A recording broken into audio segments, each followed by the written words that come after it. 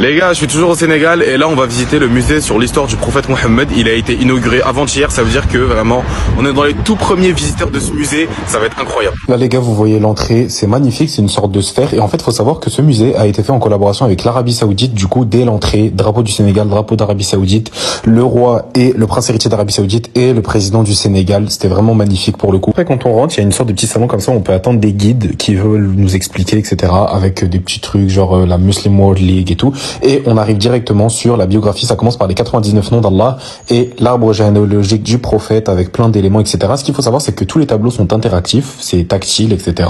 Vous pouvez toucher, vous pouvez regarder partout et c'est disponible en plusieurs langues et ça, c'est vraiment, vraiment génial. Pour le coup, c'est vraiment un musée qui est ultra complet parce que vraiment, il y a même les histoires des autres prophètes qui sont expliquées, qui défilent comme ça, leur spécificité. Ça, c'est la frise chronologique, pardon, de la biographie du prophète avec toutes les dates. Vous pouvez défiler, regarder ce qui s'est passé, chaque date, etc.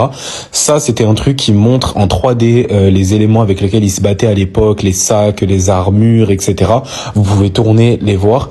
Et la meilleure partie dans tout ça, bah, c'est qu'en fait, ils les ont ramenés pour les exposer. On peut les toucher, les gars, c'est incroyable. Ça, c'est une maquette approximative de la Mecque à l'époque du prophète. Genre, c'est approximatif après. Et là, on peut le voir en 3D. Et ça, c'est le trajet qu'il a fait de la Mecque à Médine. Genre, la hijra qu'il a fait de la Mecque à Médine.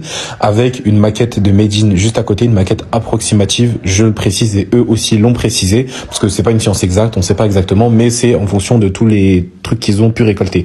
Et ça, il y a une grosse partie sur les femmes aussi, les gars. Le rapport des femmes avec le prophète, le traitement des femmes, etc. Tous les matrixés des réseaux, venez ici voir comment on traite une femme parce que vous commencez à péter un plomb. Mais bref, ça c'est une autre parenthèse. Là, les gars, c'est un autre tableau qui explique un peu les tenues et l'élégance du prophète. Il y avait aussi une salle interactive comme ça où on peut aller et voir en 3D Médine avant, après, la chambre du prophète où elle était et comment elle est maintenant. C'est vraiment super bien fait. Là, il y a une sorte de film, un peu de dessin animé. Et en gros, c'est le prophète comme si vous étiez avec lui et il présente un peu sa vie, les batailles, etc. Et là, les gars, on finit par le comportement du prophète avec les non-musulmans. En tout cas, les gars, ce musée est absolument magnifique. Si vous êtes à Dakar, c'est vraiment genre obligé de venir parce que je vous jure, ultra intéressant, même si vous n'êtes pas musulman. Et il est magnifique. C'est futuriste, genre les tableaux interactifs, etc. Les mises en scène. C'est vraiment incroyable.